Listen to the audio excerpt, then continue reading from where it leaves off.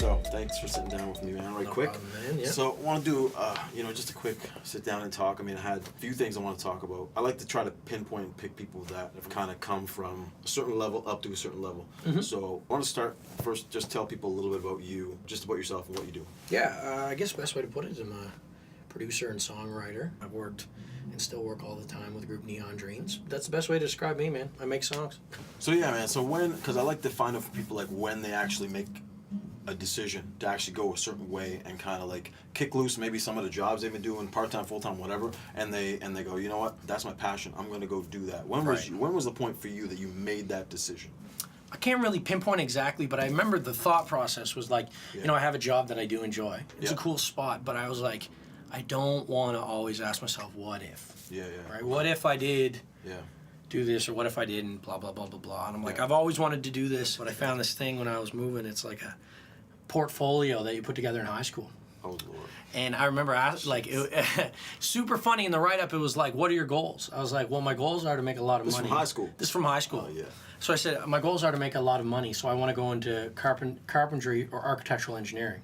But I said, I hope someday down the road, I'll take the recording arts program at SEC. I swear to God, that's what it said. And that is like from here to here. What? Yeah, it's just because I think deep down, I've always wanted to be successful. The carpentry thing, man. Where'd that come out of? I think it's just because I knew that construction's always a business that's going to exist. Like a trade guy, I want to go do trade. I want to do trade, and I've seen all these guys doing trades, and they had trucks and money and motorcycles. I was like, that'd be cool, man. I like all that stuff. Makes sense. You know? Yeah, makes sense. It's not wrong. It's not wrong. It's funny how you landed on the third thing. Yeah, well, it's because music was always my passion, right? And I feel like I never would be fulfilled until I took like a real stab at it. Totally, yeah. You don't want to be the what if guy. Yeah, I didn't. I still never do. You know. What were some of the biggest challenges you guys had right out of the gate?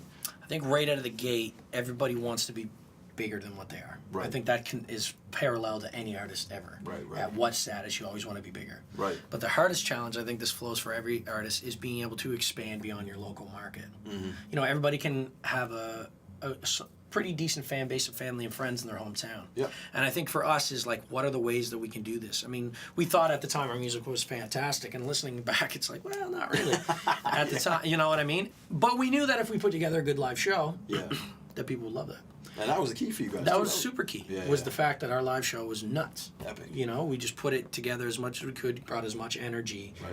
and then just kept working on the craft of the music. Right. So in the beginning stages, I think we were lucky enough to recognize that early. Right. And we, put a lot of effort into developing the live show and how we can introduce our music, but still give a lot of people stuff that they already know, familiar to keep. At the time we were doing a lot of clubs and stuff, so keep them on the dance floor and keep them dancing. Yeah, totally. So what's behind that? What's kind of going on Well, there? I mean, there's tons of things I think that led to that, and that was a long time coming. I think when I did a recent CBC article about I seen that. Anxiety and depression and mental illness and stuff like that, and I've always had that. And I've kind of had to fight with myself a little bit to put myself on the stage. I had a blast. You know what I mean? I had fun on stage, but it took a lot to get there. It was really draining. Took a lot out of you. Took a lot out of me. Right. So that was one thing, but I'd say that wasn't the main factor. And I talked to Frank, who's our singer. I was like, man, when you were young, what did you picture? Right. He's like, I saw myself on stage and doing, interviews and all this type of stuff, and kind of being a rock star in a quote unquote sense. Yeah, the rock star life. Yeah. And I'm like, man, I never really saw that. I'm like, I saw myself making songs. I wanted to make songs. I wanted to make songs for the people that were rock stars. Yeah. You know what I mean? Yeah. I wanted to live in the studio. I love the studio. You know what I mean? Two different views. Two different views. So I'm like, man, it's kind of draining for me to do this. Right. Same with Adrian. Like Adrian, he would watch Travis Barker drum cover videos and performances. Yeah, totally. Same with Matt. Yeah, totally. They'd be watching Sum 41, Blink 182, and all this stuff. So I'm like, it was different. I'd always watch in the studio vids and all this type of stuff. Yeah. I'm looking up to like my idols, and they aren't performing artists.